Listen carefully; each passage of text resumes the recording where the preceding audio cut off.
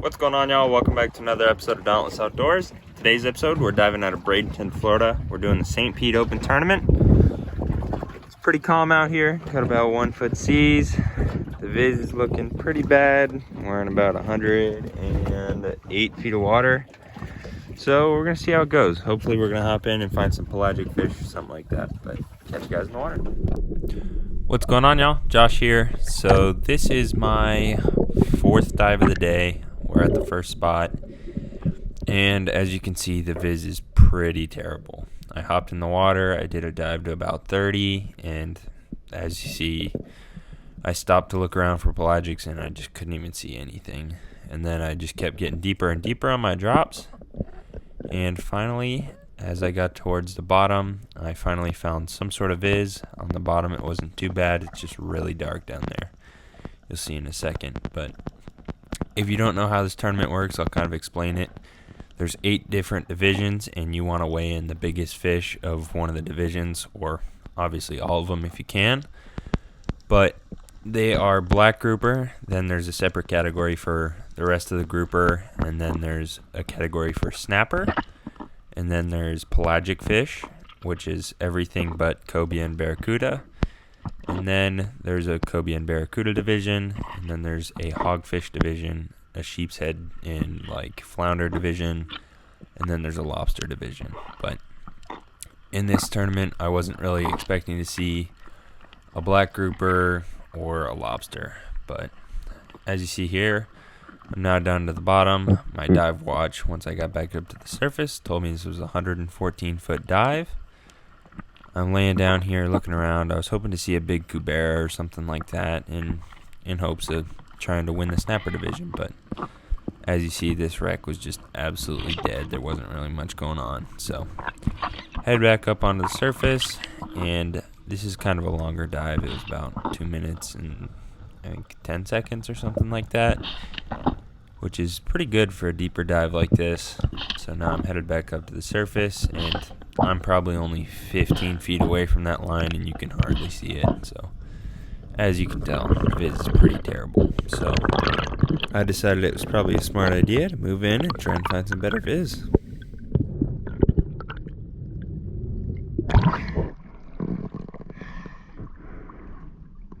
We can dip.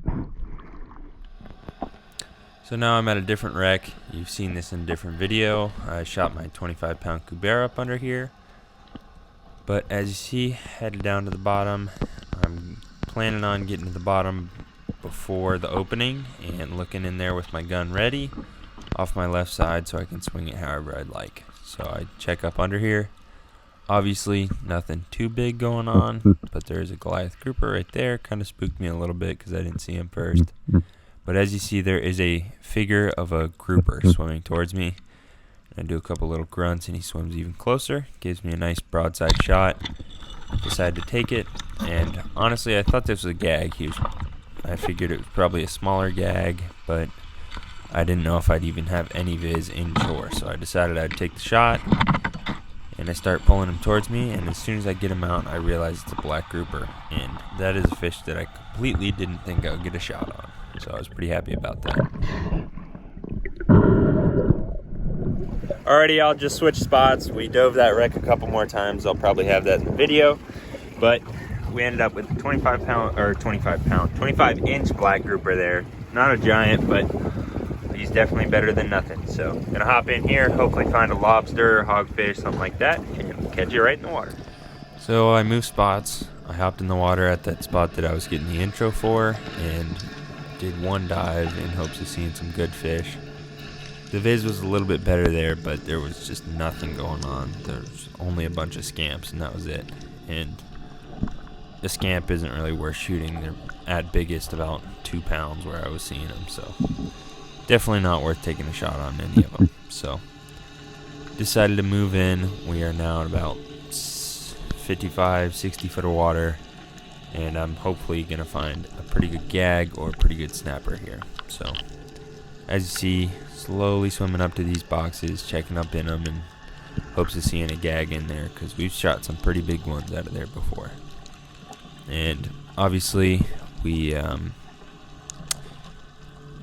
We weren't really expecting to do this tournament. As you can see, it's just me and my dad, so wasn't really prepared. I did a dive trip right before this to the other coast, and honestly I saw this barracuda as I looked out of that box, and he was by far the biggest one I had seen all day. Decided to take a shot on him, landed a pretty nice shot, and decided to swim up to the surface and try and get him.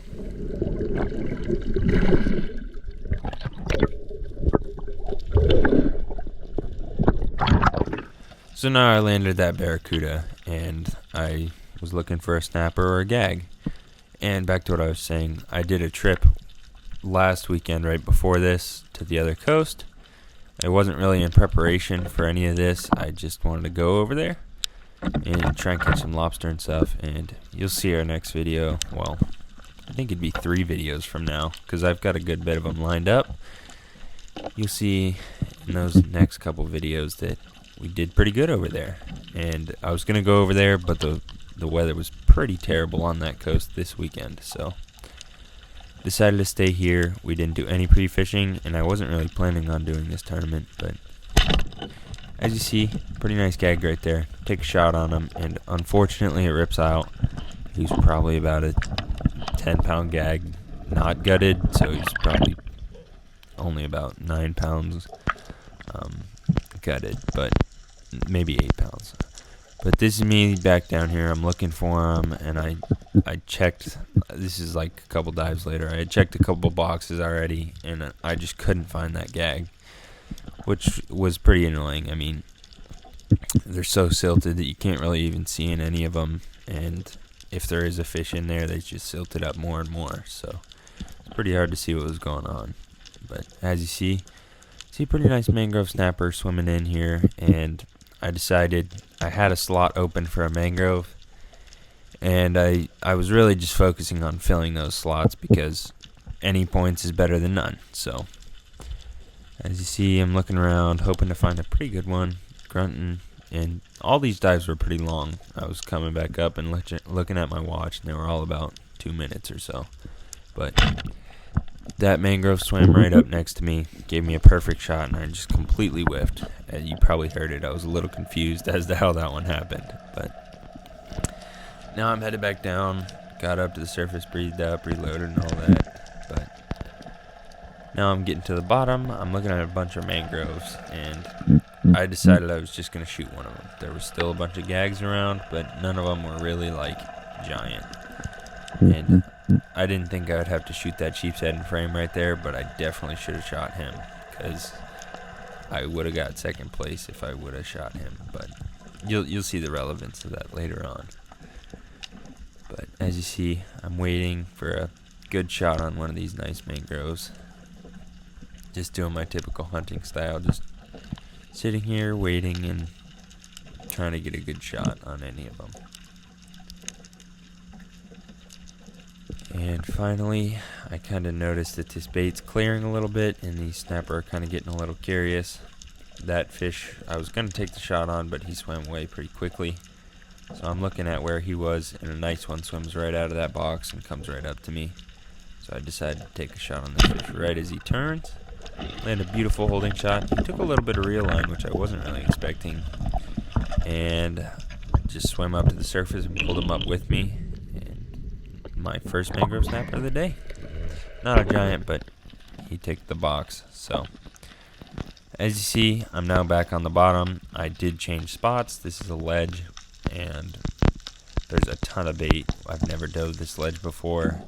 I did one dive before this, and there was a ton of gags just right here, and they were all pretty spooky, but they were just turning around inside this ledge. And I'm looking at a pretty good gag. You probably can't see him because the viz is pretty terrible, but he's behind all those mangroves, and I see this mangrove right there, the closest one, and he's a pretty good one. So I decided if I could get him to line up with that bigger gag, I would take the shot. I was already going to take the shot on just the gag alone, but that mangrove spooks, comes right back around. So I decided to take the shot, and somehow I didn't get the gag right behind it. I mean, I shot through it, it was pretty much lined up, and I just didn't get him. So a A little unfortunate, but I did secure a nice mangrove here. He kind of spooked the rest of the gags, but I wasn't too worried about it. I saw a good bit of them just swam deeper up under the ledge, and it makes it a little bit easier to pick which one you want to shoot. So unfortunately, I somehow lost a good bit of footage. I lost footage of me going down there, shooting a gag, and attempting to recover it. Unfortunately, I did fail at the recovery part, but I started searching the ledge in hopes of seeing some more.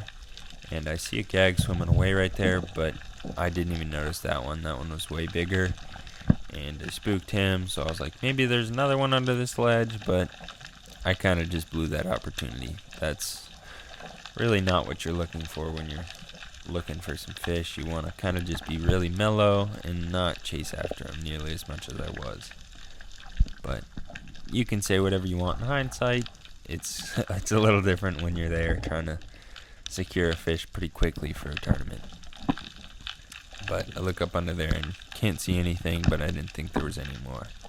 So I just headed up and moved back to that ledge where I was. Hopefully it calmed down more. That's my thought process. So now I'm back at that ledge where I shot the mangrove and going down to this little dip in. I know there's a couple gags up under there. I already shot one under there, but unfortunately when I was pulling on the fish, I couldn't really get him out, so I decided to grab the shaft, and I'd already opened the flopper, so I thought I was completely good to start pulling on the shaft. But as soon as I pulled on it, it just pulled through the fish, and I ran out of time, and I couldn't secure the fish. So now I'm back at the same ledge, hoping to find him. And I do spot a pretty nice gag right there. I shine my light on him already, and he wasn't going anywhere. So I'm looking for through the rest of the ledge, and he's the only one there that is pretty good. So I just decided to take the shot, and I used my bigger gun, 2 floppers on the shaft, super secure. Absolutely stoned the fish. He didn't move anywhere, and secured my first gag of the tournament.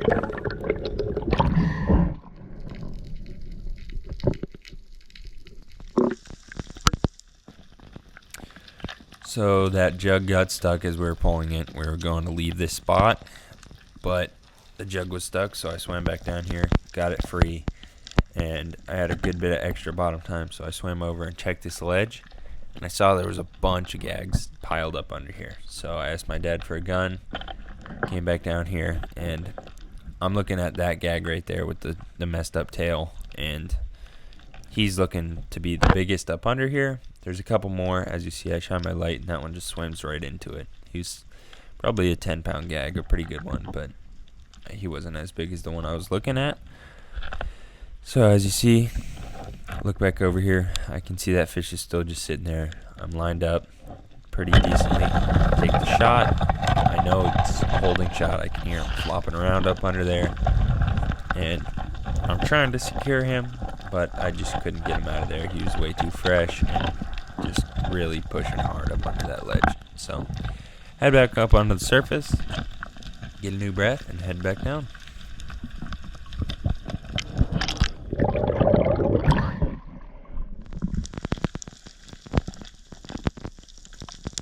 So I just got back down to the bottom. As you can see, it's crazy silted up, and I was kind of rushed to grab this fish because I was in a time crunch to try and get a sheep's head, a hogfish, and a permit in hopes of doing pretty good in this tournament. So I'm trying to get this fish out as fast as I possibly can. I'm reaching in through a hole that's on top of the ledge right now, and I just can't get him. So I go to this other hole, looking around, and I reach in there, and I can kind of feel his tail. So I just pull it up towards this hole. Actually, there was a different hole. There's 2 little holes. It was this hole that I pulled his tail up towards. And I get it up through the hole, as you see right there.